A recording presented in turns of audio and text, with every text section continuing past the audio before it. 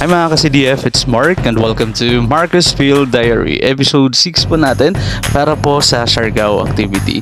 Ngayong umaga, samahan niyo po kami ni Manager kasama yung taga-BLGU para magkandak ng experiential learning sa community po ng Rodela Clan. Pagdating ho nga namin para pong fiesta at pinaghandaan tayo, iba't ibang klaseng putahe po na dito lang makukuha sa Siargao. Sabi nga po nila, ang dami pong mga seafoods na hinda nila. Yun nga, akala na namin talaga fiesta pagdating. At yun nga, napakain nga ng ating mga bisita kasama natin mga BLGU. After nga po doon, bumiyahe naman kami from bundok to dagat, papunta na naman ulit sa bundok, papunta po sa Arcaco Group para po sa experiential learning nila.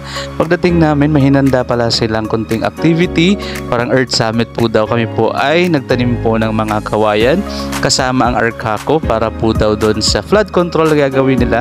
Itatanim po yung mga bamboo na yan doon po malapit sa may sapa. And the future din po ay makagamit po nila yan pang bahay, sabi nga po nila, para sa kanilang 185 na members po ng Arcaco dito po sa Socorro, Siargao, Bukas Grande Island. Kasama nga natin yung BLG yung nagtanim. Ito nga si Manager, tabi-tabi po.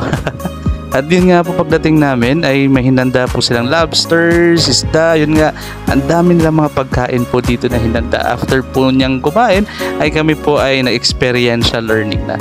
Dito lang po sa Bukas Grande Island, ang dami pong iba't ibang klaseng putahe na isi-serve sa inyo, sobrang dami. At yun nga po, after po ng activity natin, pinadalan po tayo ng 15 kilos na watermelon. Sobrang laki po. Kaya yun lang po, ingat pang lahat. Stay tuned for next episode. Bye-bye!